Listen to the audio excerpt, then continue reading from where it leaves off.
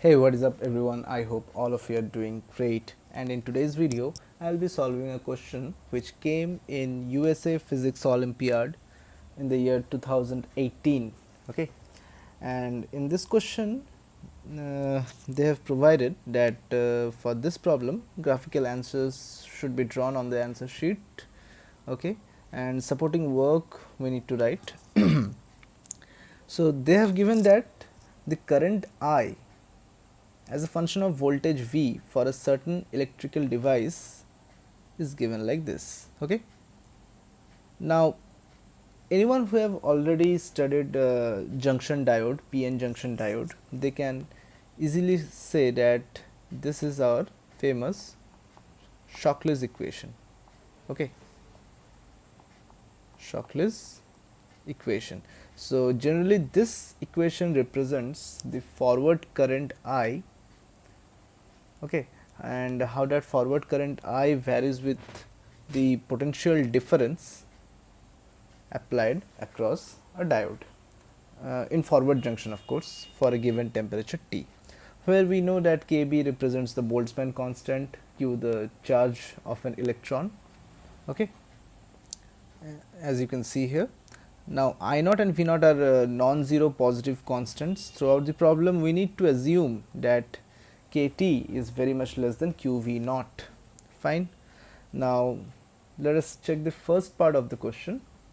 They have said on the answer sheets, sketch a graph of the current versus voltage for low temperature values, that is Kt very much less than Qv naught, clearly indicating any asymptotic behavior.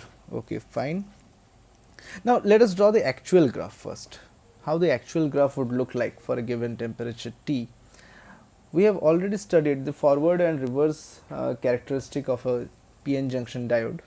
Now let us just modify this or simplify this equation a little bit.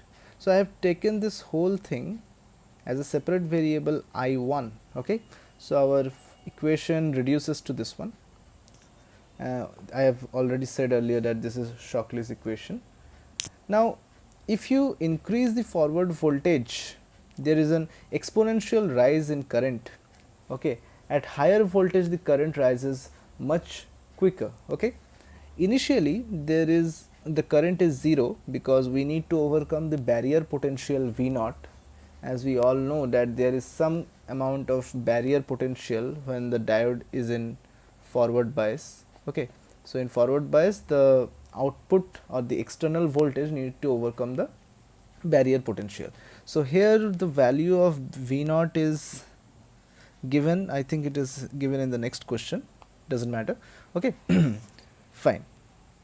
So this is the actual graph for the forward bias, and generally in reverse bias a diode does not conduct current, but even if you increase the reverse voltage by a large amount, you will be observing that there is a very small saturation current I1. Okay, that would flow due to the minority charge carriers during the reverse biasing of a PN junction diode. Fine. So this is the actual graph, but we need to take this approximation, then we need to redraw the graph again. Okay, so this is not the answer actually. The answer would be, now let us see, if we take this condition, that is Kt very much less than Qv naught, now what happens? Now generally this is our parent equation, and we have two cases.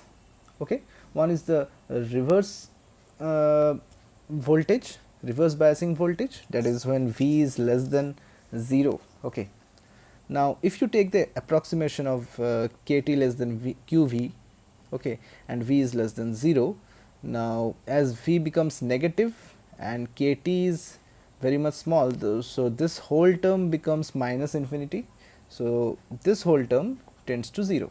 Okay, now similarly this whole term also tends to 0, so this whole term becomes 0 and this whole term becomes also 0. So the final current in reverse biasing, that is when V is less than 0, and considering this approximation we would get the current would nearly equal to 0.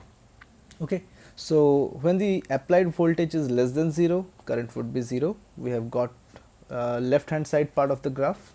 Okay, now here comes the case 2, when V is greater than 0.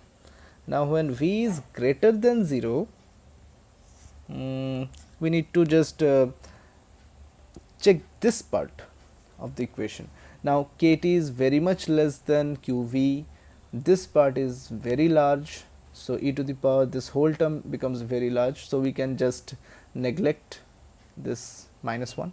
Okay, so kT is very much less than qV naught, and we have V greater than 0. So as you can see, we have neglected this one. So our final expression for the current would become I naught e to the power minus q V naught, we have taken minus q common, so V naught minus V divided by kT. So from here we came to here. Okay, now if you see that for V less than V naught, I would be 0.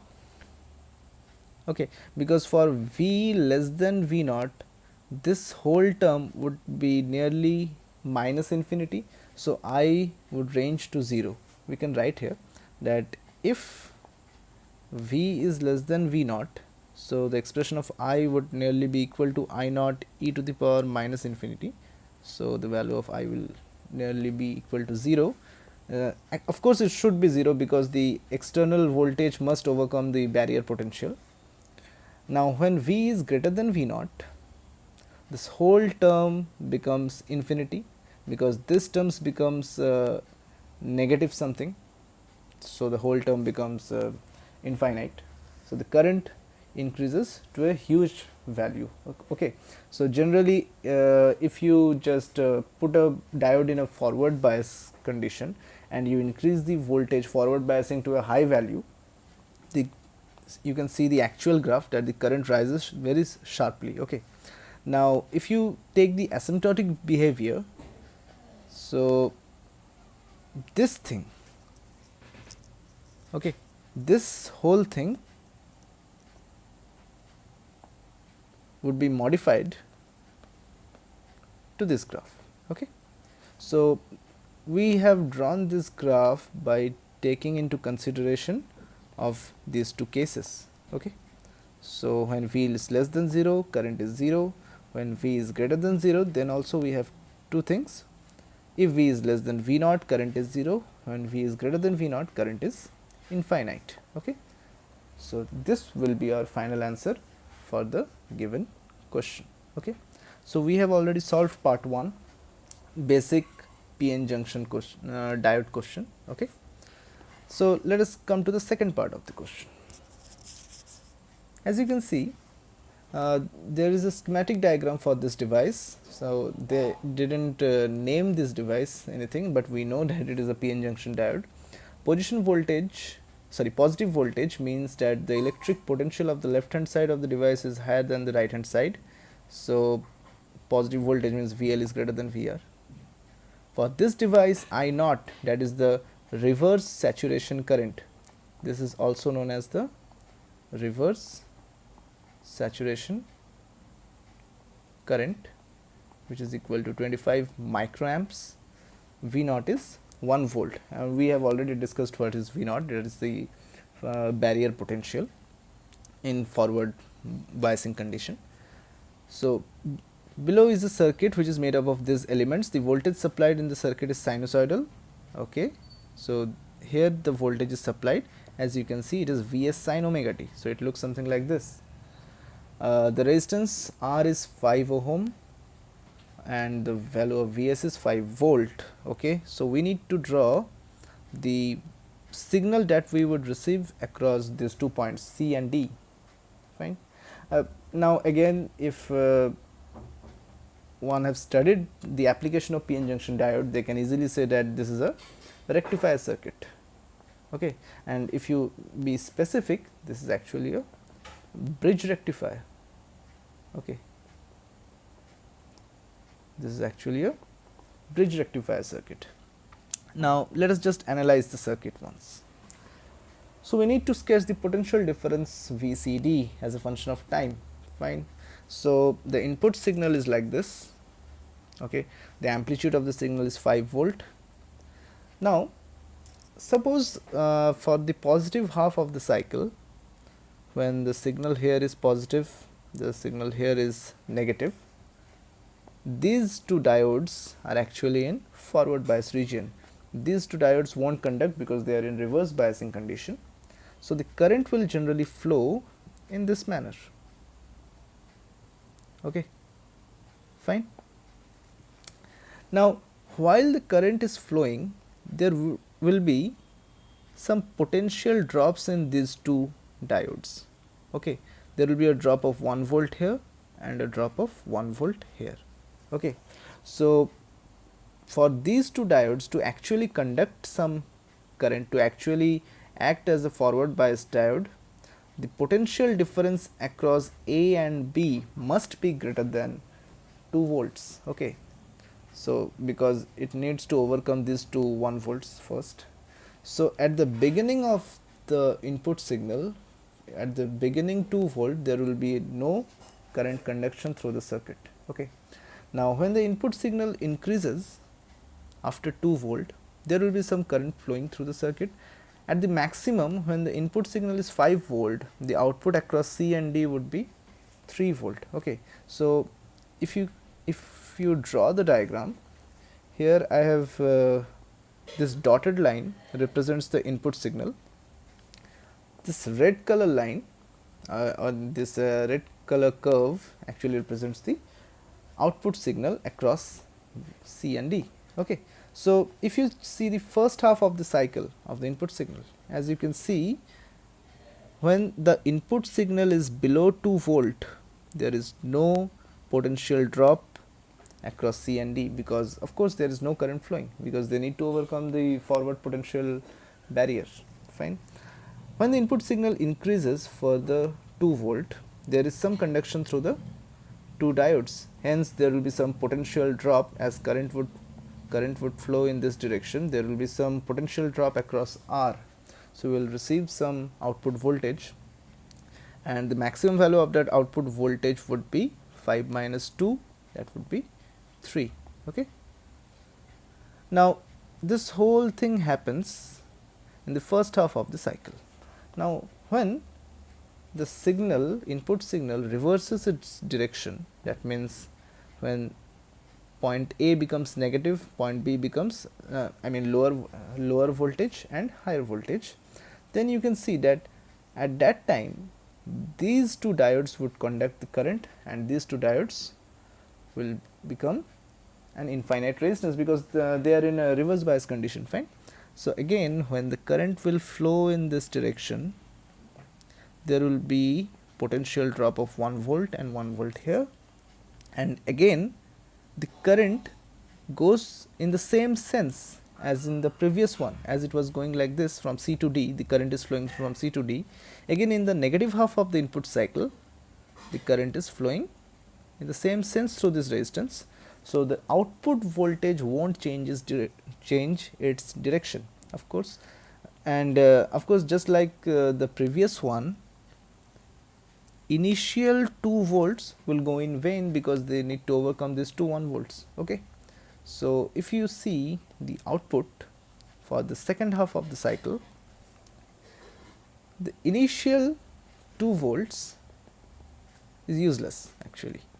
Okay, so initial minus 2 volts, there will be no current through the circuit, through the resistance, and for the rest of the part, there will be some current flowing through the resistance, and the sense remains same, that is in the positive direction. So the output signal won't change its direction. Okay, so as you can see, we are getting a rectified output of the input signal. Fine.